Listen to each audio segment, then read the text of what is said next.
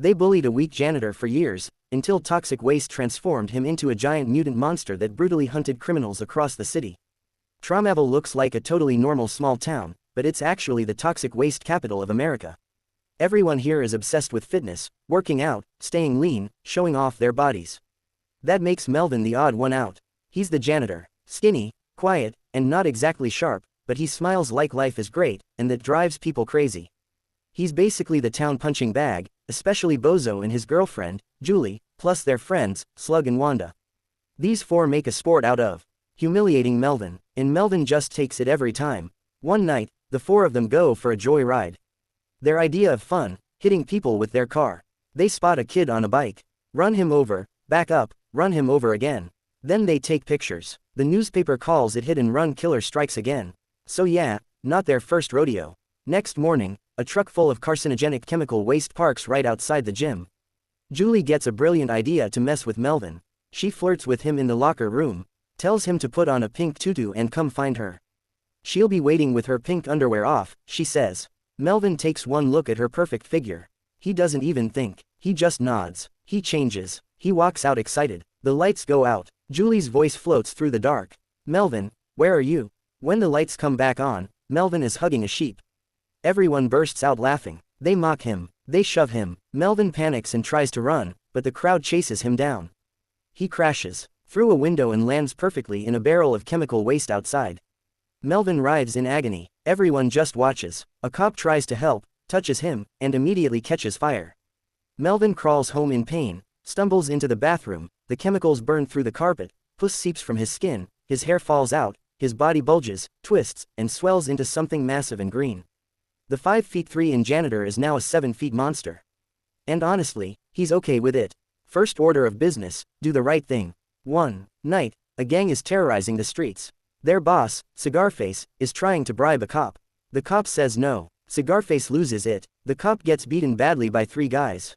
Melvin shows up. 3 thugs, 0 chance. He cleans them up like trash. His mop is the only thing left behind. He walks over to the trembling cop.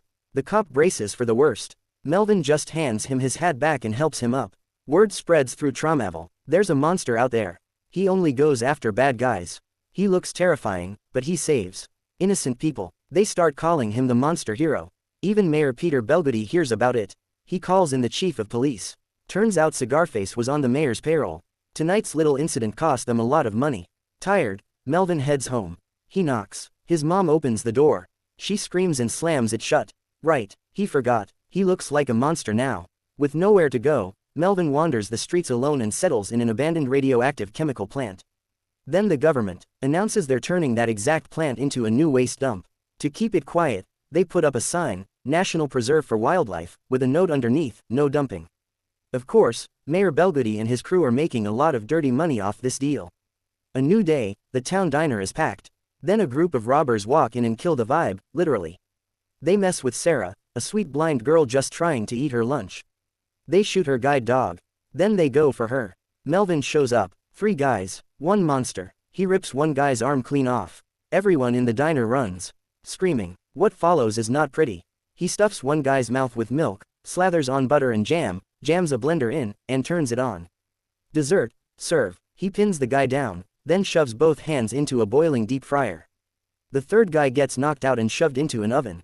Human pizza, extra crispy. Old habits die hard. He leaves his mop behind. Sarah is alone in the empty diner. No dog, no way home. No idea what just happened. Melvin gently takes her hand and walks her home. Back at her place, something shifts between them. Soft, warm, a little unexpected. Something is starting here. Oops. Greater than the town paper calls Melvin a hero. A scientist gets called in to study the monster phenomenon. Conclusion. Toxic chemical exposure causes the mutation. The monster attacks bad guys purely on instinct. Meanwhile, at the gym, the mayor's guys are running a drug deal and sending the cash up the chain. Melvin shows up again. He flips the dealer over, cranks the weight machine up to max, locks his head in place. The machine does the rest. Melvin mops up the blood. Of course, he does. That night, Melvin tracks down Wanda, the one who loved laughing and taking pictures of him. He puts her on the scorching sauna rocks. She gets what's coming to her. Right after, Melvin steps outside to take a leak and catches a guy trying to take advantage of a girl. Wrong place, wrong time. Case closed. From this point on, wherever evil shows up, so does Melvin. The paper runs a new story about him every single day. People were scared of him at first, but the more he protects them, the more they come around. Turns out you can get used to a giant green monster if he keeps saving your life. Problem: Melvin catches too many criminals. The jail is running out of room. Mayor Belgoody decides it's time to get rid of the monster for good. He sends a crew of Melvin's past victims to finish the job. The shooters take aim. Melvin leaps onto the fire escape. They open fire and hit each other instead. Classic. The next day, Sarah gets harassed on the street. Melvin is there. Problem solved. Sarah can't see how he looks. She just feels how he treats her. Gentle, protective, kind. She falls for him hard. Their celebration is enthusiastic enough to bring the downstairs ceiling down. Melvin brings Sarah to the old chemical plant he calls home. They fix it up together. Their weird little life begins. Melvin goes to find Julie, the one who set up the whole sheep prank. She sees him, bursts into tears, and runs. She doesn't get far. Bozo and Slug, now without Julie and Wanda, are completely off the rails. They carjack an old lady and hit the road, looking for people to run over. Melvin steps into the road to stop them. They floor it, trying to run him down. He climbs on top of the car. He grabs Slug and hurls him out. Then he gets in the driver's seat. "I'm Melvin, the one you used to bully. I'm here to collect." What follows is a very one-sided car chase. Some innocent bystanders get caught in it. Not great. The car flies off the road and explodes. Melvin walks out without a scratch. He also catches a truly awful old lady and stuffs her in a washing machine.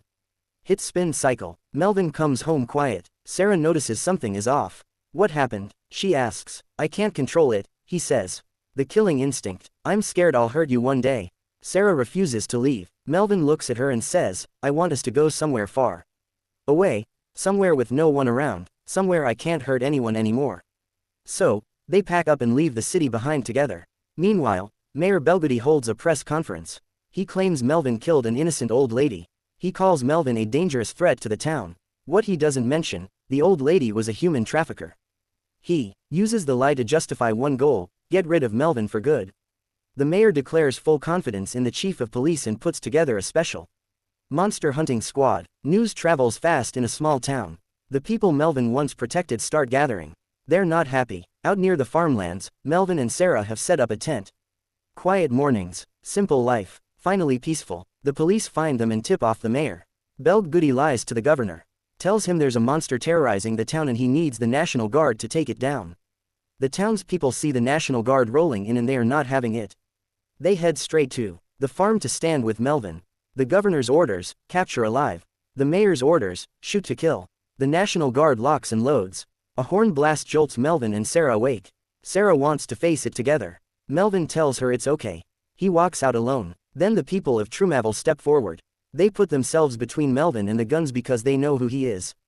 This ugly, mutated, terrifying man saved their lives. The United Front sends Mayor Belgoody into a full meltdown. He orders his men to drag the citizens away and open fire. The soldiers look at each other and one by one they put their weapons down. The mayor's crew sees which way this is going and runs. Belgoody alone, abandoned, desperate, raises his gun and shoots Melvin himself. The bullets bounce right off. Melvin walks toward him, slow, steady. The mayor drops to his knees, begs for his life, offers Melvin a cut of the money. That last line does it. Every instinct in Melvin fires at once. The corrupt mayor meets his end. Right there, right then. Melvin turns and walks back through the crowd. He finds Sarah. He holds her tight, the skinny little janitor who fell into a barrel of toxic waste. He didn't just change his own life. He became the monster hero. He saved the whole town of Trumavel and the town finally truly accepts him. Trumbull goes quiet again.